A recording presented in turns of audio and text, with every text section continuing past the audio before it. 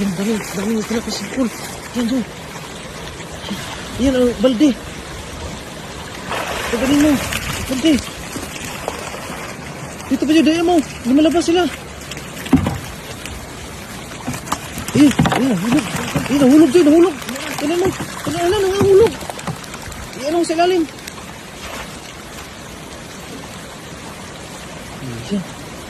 Iyan mo sa ilalim, nasa ilalim sila. Nasa ano ba? Sa ilalim talaga. Yan. Meron. Ilalim. Ano mo sa ilalim talaga? Diyan. Yan. Ano nga ito? Meron? Sayang yung... Ano, natilapon yung iba.